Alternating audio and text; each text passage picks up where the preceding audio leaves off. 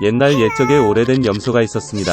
그녀에게는 7명의 자녀가 있었습니다. 어머니 많이 아이들을 사랑할 수 있을 만큼 그녀는 그들을 사랑했습니다. 그녀는 숲으로 가서 점심으로 허브와 가지를 가져오려고 했습니다. 그녀는 모든 아이들을 불러 사악한 늑대를 두려워하라고 경고했습니다. 그는 종종 척하지만 그의 무례한 목소리와 검은 발로 즉시 그를 알아볼 수 있습니다.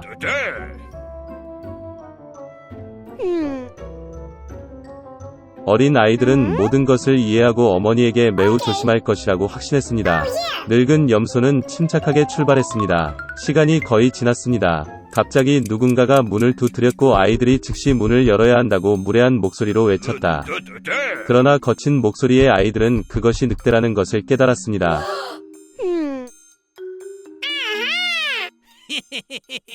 그들은 어머니의 목소리가 아니고 그녀의 목소리는 친절하고 가늘고 이 목소리는 매우 무례해서 늑대라는 뜻이라고 대답했습니다. 그런 다음 늑대는 상인에게 가서 큰 분필을 샀습니다. 그는 그것을 먹었고 그의 목소리는 가늘어졌습니다. 그는 돌아와서 문을 두드렸고 얇은 목소리로 아이들에게 문을 열도록 요청했습니다.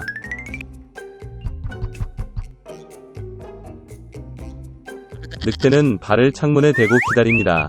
그리고 아이들은 그녀를 보고 어머니의 발이 검은 색이 아니라 흰색이라고 대답했습니다. 즉 그것은 늑대라는 것을 의미합니다. 그러자 늑대는 빵집으로 달려가 그에게 반죽을 달라고 했습니다. 늑대는 그의 발에 반죽을 부었다. 악당은 세 번째로 문에 와서 하얀 발을 창문에 대고 두드렸다. 그들은 발이 하얗다는 아이들을 보았고 그것이 그들의 어머니라고 생각했습니다. 그들은 문을 열었지만 그들 앞에 늑대가 있었다. 그들은 무서워서 사방으로 흩어지기 시작했습니다. 한 아이는 탁자 아래로, 다른 한 명은 침대 위에, 세 번째는 스토브에, 네 번째는 부엌으로, 다섯 번째는 옥장에, 여섯 번째는 싱크대 아래, 일곱 번째는 할아버지 시계에 숨었습니다. 그러나 늑대는 그것들을 모두 발견하고 턱을 열고 하나씩 삼켰습니다.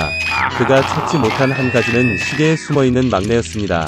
배불리 먹은 후 늑대는 떠났다. 그는 나무 아래 푸른 초원에 뻗어 잠이 들었습니다. 곧 늙은 염소가 숲에서 집으로 돌아왔습니다. 오, 그녀는 거기서 뭘 봤어? 점점 문이 활짝 열려 있었다. 테이블, 의자, 벤치가 뒤집히고 세면대가 깨졌고 베개와 담요가 침대에서 던져졌습니다. 그녀는 자녀를 찾기 시작했지만 어디에서도 찾을 수 없었습니다. 나는 그들을 이름으로 불렀지만 아무도 대답하지 않았다.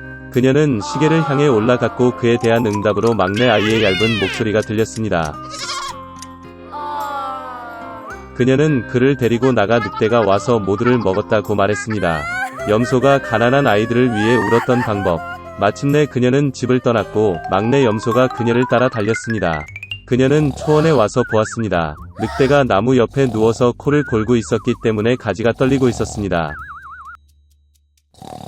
그녀는 사방에서 그를 바라보았고 그의 부은 배에서 무언가 움직이고 허둥대는 것을 보았다.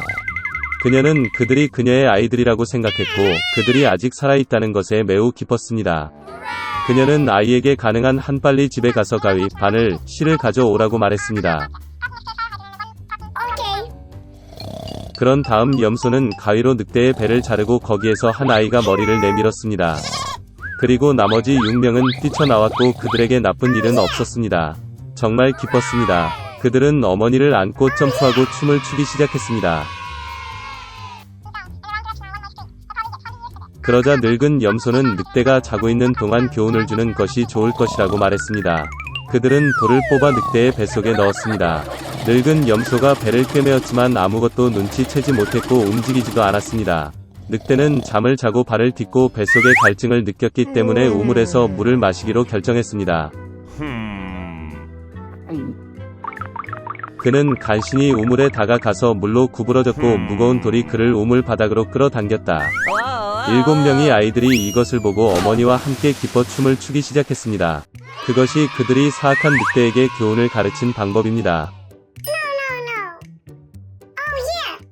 여왕은 아름다운 성에서 살았습니다. 그녀는 꿈꾸던 딸이 있었습니다. 그 아이는 검은 머리에 백설공주의 피부를 가졌습니다. 따라서 그들은 그녀를 백설공주라고 불렀습니다. 여왕은 곧 죽었습니다. 왕은 오랫동안 슬퍼하지 않았고 1년 후 새로운 여왕을 궁전으로 데려왔습니다. 그녀는 아름다웠지만 화가 났습니다. 여자는 마법의 거울을 가져왔습니다. 매일 그녀는 그에 대한 그녀의 반선에 감탄하고 그에게 똑같은 질문을 했습니다. 누가 세상에서 가장 아름답습니까? 거울은 항상 진실만을 말해왔습니다. 따라서 정직하게 여왕의 아름다움을 칭찬했고 여자는 행복으로 빛났다. 백설공주는 자랐고 매년 그녀의 아름다움은 더 밝아졌습니다. 그리고 이제 다시 한번 거울에 말하면서 여왕은 이제 그녀가 세상에서 가장 아름답지 않지만 백설공주라는 응답을 들었습니다. 여왕은 자신의 궁전에서 이것을 견디지 못할 것입니다. 그녀는 충실한 하인에게 공주를 뚫을 수 없는 덤불로 이끌고 죽이라고 명령했습니다. 그러나 하인은 여왕을 위해서도 달콤한 소녀를 죽일 수 없었습니다. 그는 공주를 어두운 숲으로 데려와 그녀를 놓아주었습니다. 그리고 그는 자신이 성으로 돌아와 여왕에게 그녀의 명령을 따랐다고 말했습니다. 오랫동안 공주는 모든 종류의 숲 주민들의 도움을 받아 숲을 헤매었습니다. 백설공주는 그들에게 매우 친절해서 강한 친구가 되었습니다. 저녁에 공주는 우연히 작은 집을 우연히 발견했습니다. 그녀는 그것에 들어가 집에 아무도 없다는 것을 알았습니다. 테이블은 7인용으로 침실에는 7개의 유아용 침대가 있습니다. 그리고 이 집의 모든 것이 아주 작았습니다. 따라서 백설공주는 여기에 7명의 작은 사람이 살고 있음을 깨달았습니다. 길고 힘든 여정 끝에 그녀는 침대 중 하나에 누워 잠들었습니다. 7 난장이는 밤 늦게 집으로 돌아왔습니다. 예상치 못한 손님의 등장에 크게 놀랐다. 잠자는 백설공주는 너무 매력적이어서 드워프들은 그녀를 잠들기로 결정했고 그녀를 깨우지 않았습니다. 아침이 왔다. 백설공주가 일어나서 7 난장이를 보고 무서워했습니다. 그러나 그들은 그녀에게 애정이 있었고 소녀는 그녀의 문제에 대해 이야기했습니다. 그들은 즉시 백설공주를 좋아했고 난쟁이들은 그녀를 그들과 함께 머물도록 초대했습니다. 또한 그녀는 요리, 씻기 및 청소와 같은 집을 돌보는데 동의했습니다. 매일 아침 난쟁이들은 산으로 가서 금과 보석을 채취하고 밤늦게 돌아왔습니다. 일하러 나가는 그들은 백설공주에게 그녀가 사악한 계모를 두려워하고 낯선 사람들에게 문을 열지 않았다고 경고했습니다. 이때 여왕은 평소와 같이 비밀실로 가서 마법의 거울과 이야기를 나눴다. 그런데 거울은 갑자기 그녀가 세상에서 가장 아름다운 것이 아니라 백설공주라고 말했습니다. 공주가 아직 살아있고 집에 있는 놈들과 함께 살고 있다는 것을.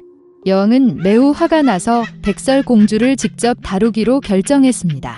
그녀는 비밀실로 가서 독이 있는 사과를 요리했습니다. 겉은 매우 아름다웠지만 누군가 한 조각만 먹으면 죽을 것입니다. 사과가 준비되자 여왕은 늙은 상인이 되어 난장이의 집에 왔습니다. 달콤한 노파를 보며 백설공주는 그녀에게 미안함을 느꼈다. 그녀는 아무것도 의심하지 않고 집을 떠났습니다.